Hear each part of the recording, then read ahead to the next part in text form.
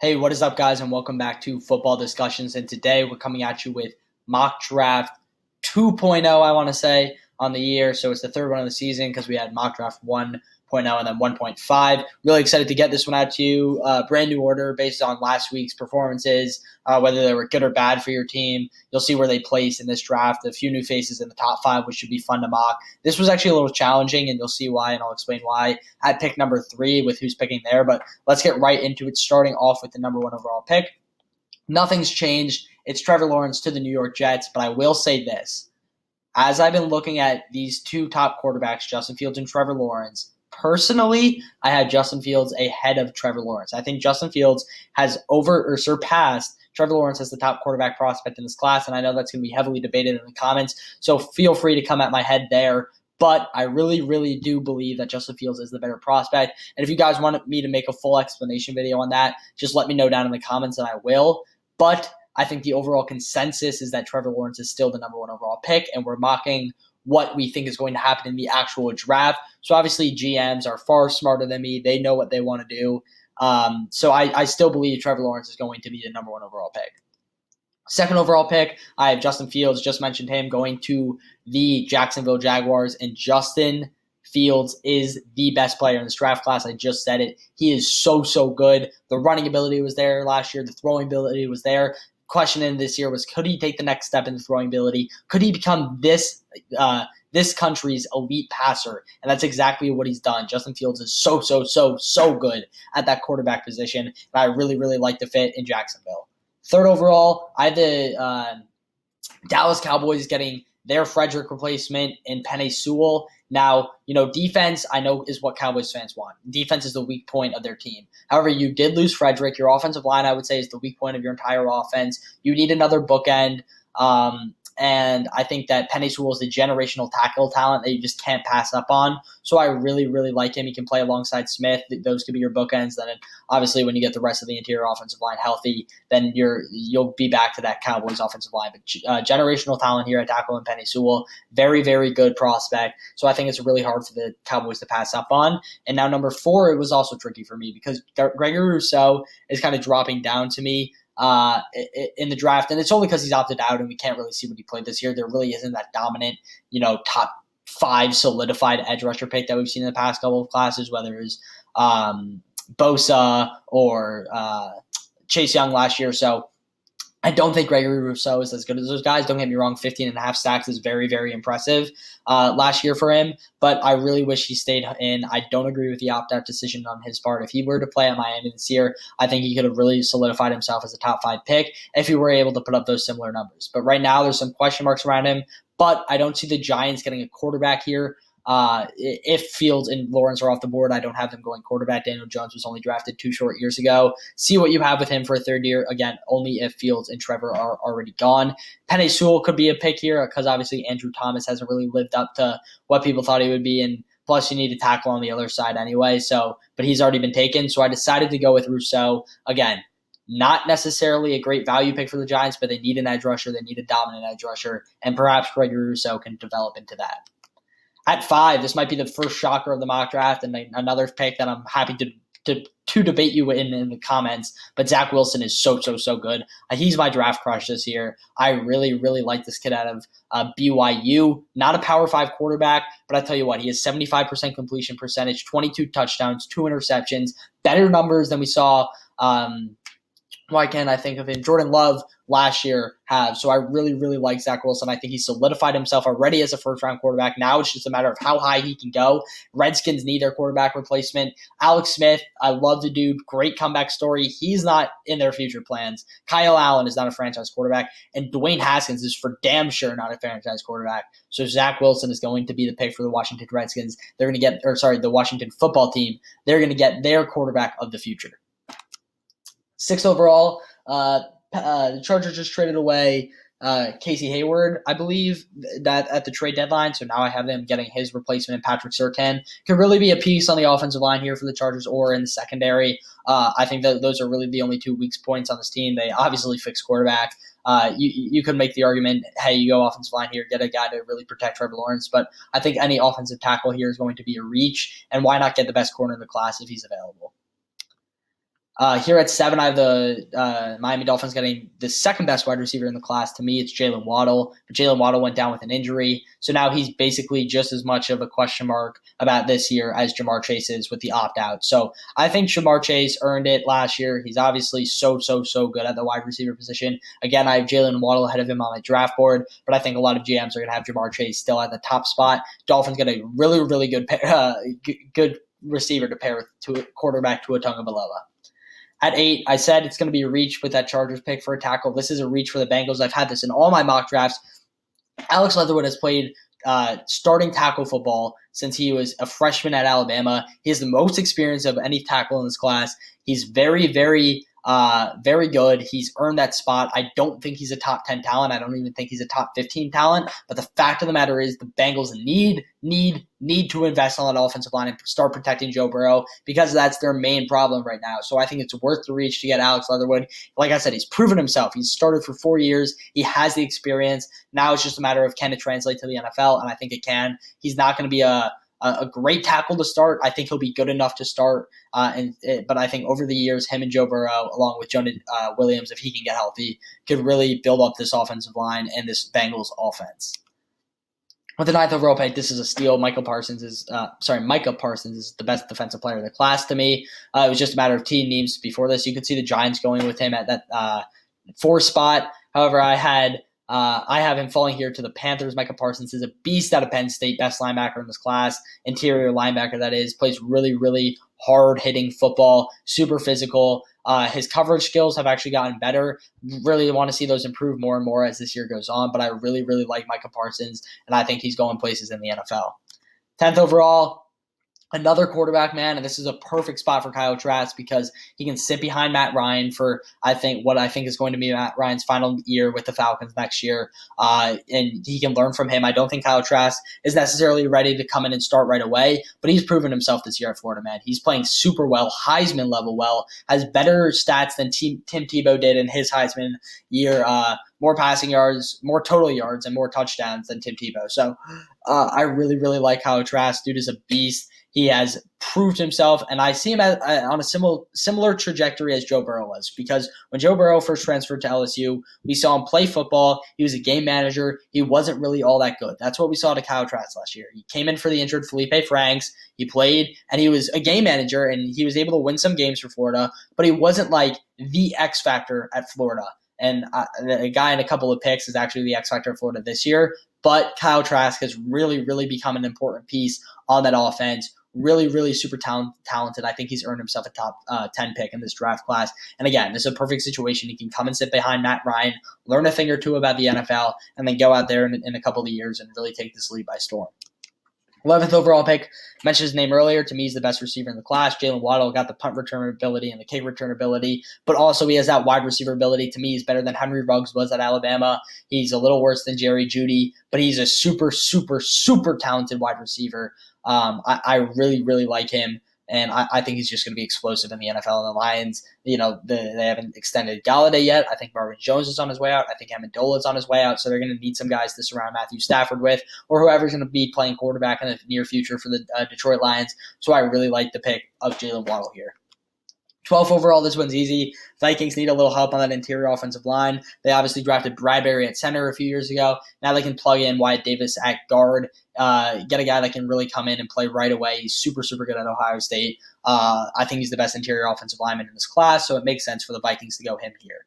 13th overall, I just mentioned Kyle Trask. While he's very good, he isn't the X factor at Florida. The X factor at Florida is Kyle Pitts. Kyle Pitts is my 5th overall player in this draft class. He is so good at the game of football, man. He's a wide receiver. He basically playing the tight end position. What really solidified him above everyone else is I saw him go out wide, basically lined up as a wide receiver. He was on man-on-man coverage with Eric Stokes, who you'll see his name later in this mock draft. So a first-round caliber talent against the best defense in the country at Georgia, or what's widely regarded as the best defense in the country at Georgia. And he won on a one-on-one in man coverage versus a cornerback at the tight end position. Imagine what he's going to do to linebackers and safeties in the NFL. This dude is so good. Cam Newton, or whoever's throwing the ball in New England next year, needs someone that can consistently get open And I tell you what, Kyle Pitts is probably the best in this class at getting open out of any pass catcher, wide receiver or tight end. I really, really like this guy. He's explosive. He's one of my favorite players in this class, and he's going to make a name for himself in the NFL.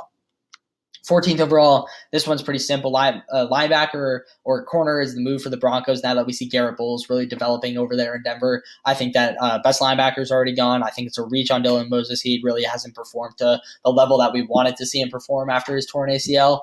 So I think Caleb Farley, who's been really good at Virginia Tech, a really solid corner, can come in and play for the Broncos right away. Obviously, they have Bryce Callahan, who's actually playing very well for them this year. Michael O.J. has played very well, who was their third-round draft pick. Now they can get that third guy to come in and play really good defensive football for the Broncos. 15th overall pick, this is a guy that I haven't mocked yet so far this year, but I think he's rising up draft boards very fast. He's a physical man-to-man corner at South Carolina, has great length, great ball skills. J.C. Horn, I really expect to see his name called on day one. He's played really, really outstanding football in the SEC. Again, a fast riser, someone that we're going to see his name more and more throughout this draft process. And San Francisco, I think the secondary is the weakest point of that defense when everyone's fully healthy, so it makes sense for them to go him here. Did I skip one? No, I did not. 16th overall, Trey Lance. He's a name that I've had in the top 5 in my past few mock drafts. Unfortunately, Zach Wilson and Kyle Trask have now surpassed him in my quarterback rankings, and it's really only due to the fact that North Dakota State didn't have a season this year. Obviously, there was that one-game showcase where his passing was actually the worst it's ever been, but his rushing game is so good. He ran for 150 yards there, which is really why teams are attracted to Trey Lance. He's that ultimate dual-threat quarterback, someone that needs to sit. So, I mean, whether they want to keep Nick Foles for a year or maybe get another bridge quarterback in the offseason, depending who's available, I think that's the best move here for the Bears, but I think Trey Lance could be the future in Chicago. 17th overall, Kwity Paye. His name is eventually going to be in the top, I think, 15 and maybe even 10 on draft boards. He is really, really burst onto the scene this year. He could have gone to the draft last year, came back. He was a dominant run stopper off the edge. Now, what people were waiting to see this year was, could he be that dominant pass rusher? And so far, he has. In just 3 short games with Michigan, he's putting up great numbers, getting to the quarterback often, whether it's with pressures or sacks. And he's also still being that dominant run stopper that we know him to be. So I think Kwity Paye is someone that is going to be a fast riser in the first round of this draft. 18th overall, we have our 6th quarterback going. Yeah, that's right, 6 quarterbacks in the first round. This one's the Heisman favorite right now, Mac Jones out of Alabama. Dude was supposed to be a game manager, wasn't supposed to come in and play right away, or play as well as he has for Alabama. But, boy, he's been the X factor on that team. He's super good, has great deep ball, really good accuracy. I did not expect Mac Jones to be a first-round quarterback at the start of the season, but he's really proven his worth. And this could be the guy to come in and take over for Indianapolis post-Phillip Rivers. 19th overall, we have the Eagles going DeVonta Smith out of Alabama, out of Alabama, the wide receiver.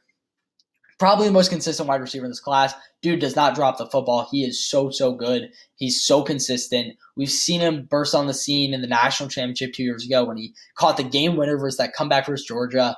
DeVonta Smith, man, I think he's the most reliable target in this class. I think he might end up being the best receiver out of anyone in this class. So I think the Eagles missed last year with Jalen Reagor. Now they hit on DeVonta Smith. 20 overall, with the 20th overall pick, I have the Arizona Cardinals going Shaun Wade, the cornerback out of Ohio State. Dude's kind of fallen off a bit this year. Hasn't been that dominant as he was last year with Okudah out of the equation at Ohio State. However, I still think he's a first-round talent. This is a really good piece to come in and play alongside Byron Murphy after Patrick Peterson leaves, which could be at the end of this year. So another piece for the Cardinals to add to their secondary. 21st overall pick, and I was debating whether to go some sort of linebacker here, maybe Dylan Moses. Maybe we could have gone secondary, maybe offensive line for the Dolphins, but I thought it was too much fun to give to not only JAMARR Chase out of this draft class, who's the best or second best receiver in my opinion, but to give them the best running back in this draft class, Travis Etienne. They really don't have that number 1 running back in Miami right now. Myles Gaskin has been okay. Obviously, they have Matt Breida, Jordan Howard, But now, add Travis Etienne to the equation of that offense, along with JAMARR Chase in this mock draft. You have Preston Williams. You have DEVONTA Parker. This Dolphins offense that's already playing well above expectations this year could be even more electric next year. So I really like this pairing. The Dolphins need that number one dominant running back. They didn't take one last year. A lot of people expected them to. This year, they take it with their second first-round pick, Travis Etienne out of Clemson. 22nd overall, this one's easy. Could have gone tight end, whether it's Pat Freiermuth or Brevin Jordan, 2 first-round caliber guys, in my opinion. But I decided to go tackle. Samuel COSMI has really, really played consistent football. He was supposed to be a first-round pick at the end of last year. People had already mocked him here. And he's really stayed consistent and earned that right. So I think he's going to be a late first-round guy, and Jags need a guy that can come in and play tackle, and then you can slide Cam Robinson over to guard. So I like the pick of Samuel COSMI. 23rd overall, this is probably one of the most consistent edge rushers in this class. Dropped 10 sacks last year and 15.5 tackles for loss. This year he already has 5.5 or maybe even 6 sacks at this point. So BASHAM is no stranger to getting to the quarterback. I think he's really an underrated player in this class. A lot of people have him as a day 2 talent. I really think he's worth that day 1 pick. 24th overall, Titans traded away Jarrell Casey, I believe, to the Denver Broncos, and now they get his replacement, a beast along the interior defensive line to pair alongside with Jeffrey Simmons, who they drafted a few years ago. To really solidify that interior defensive line, you have Harold Landry coming off the edge, who's really, really good. Correa isn't bad himself. Obviously, the old Falcons guy, Vic Beasley, hasn't played that much or well when he's been on the field for the Titans. So why not get another pass rusher / run stopper along that defensive line? Jay Tufulele opted out this year, so it should be interesting to see how that affects his draft stock. He's with Athletes First. I actually know an agent over there, Ryan Williams, who I believe is who actually was the one who signed Jay Tufulele. He's really high on him. So a super good talent, and I really expect this kid to go places. 25th overall, this is a guy that's been just rising up draft boards, Joseph Ossai out of Texas. Now, I have him listed as an edge, but he's kind of a hybrid player. He's an off-the-ball linebacker that gets to the quarterback. I think he has 5 sacks already this year, but he's also a guy that can play in coverage, can just play solid rush defense for that interior linebacker position. So definitely a hybrid. Should be interesting to see what he can do. I think he fits the Bucs mold, can play alongside Levante David and Devin White in that off-the-ball linebacker role or come off the edge, which they're going to need after guys like Jason Pierre-Paul and Shaq Barrett. If his contract expires, they're going to need another guy there. 26th overall, I have the Jets getting their wide receiver of the future. This would make their wide receiver room actually pretty good if Denzel Mims can continue to develop. We've seen him kind of come into his own over the past 3 weeks of NFL football. And then, of course, Jamison Crowder has been playing good ball in New York for quite some time. So why not get Trevor Lawrence a weapon here in Rashad Bateman out of Minnesota? I call him baby Michael Thomas, baby slant boy. He loves running the slant. And people use that as a knock on Michael Thomas. But if you're going to get open and be explosive after the catch like Michael Thomas and Rashad Bateman both are, I think that's a really good quality to have in the NFL, because if you're getting open for your quarterback, it makes his life easy. I think Rashad Bateman really does that at Minnesota, and I expect him to do that continue to do that in the NFL. 27th overall pick. This is going to be a back-end steal, probably one of my favorite. Actually, no, he is my favorite player in this class. I know I said Zach Wilson was earlier, but I've had a man crush on Rondale Moore for the past 2 years, ever since he absolutely obliterated Ohio State and became their dad in that Purdue upset over Ohio State. I thought he was going to be explosive. Last year, he came in, had like 2 200-yard receiving games, and then got injured, was out for the year, and he's been dealing with some injuries, so he hasn't came in and played so far this year. Hopefully we can see him get on the field. I really want to watch him play. But, it's just a matter of time before he gets out there. So I think Rondale Moore will be a back-end first-round steal, and this just gives Lamar Jackson one of the best weapons in this entire draft class. 28th overall, mentioned his name earlier. He got burnt by Kyle Pitts, but so does everyone. Eric Stokes, out of Georgia, a really good prospect.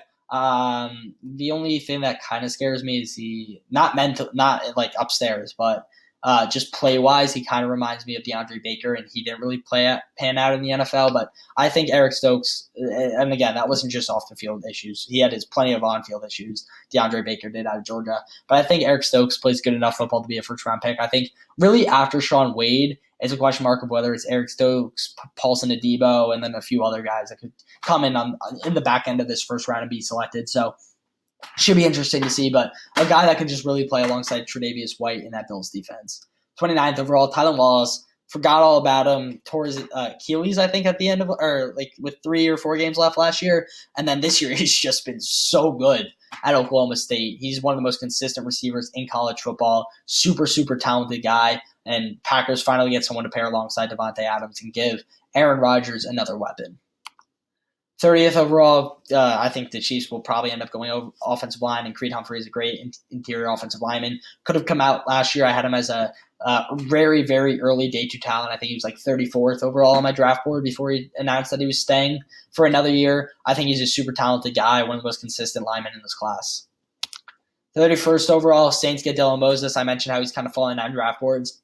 Hopefully he can keep himself in the first round. Should be interesting to see if he's able to do that, but I think he's good enough to really be called on day 1, and Saints need some help on that interior middle linebacker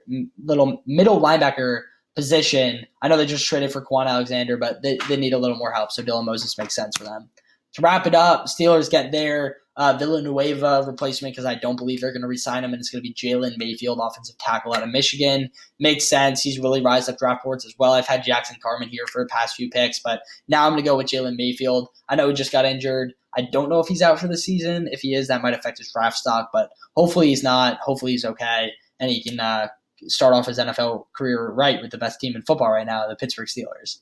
All right, guys, that's going to do it for today's mock draft. That was mock draft 2.0. If you liked it, please subscribe and leave a like. And if you want to see more content, make sure you guys subscribe and tweet at me at MaxDorsey4 if you have any questions or you want any new video ideas. I really want to start creating more content for you guys. Take it easy. Peace.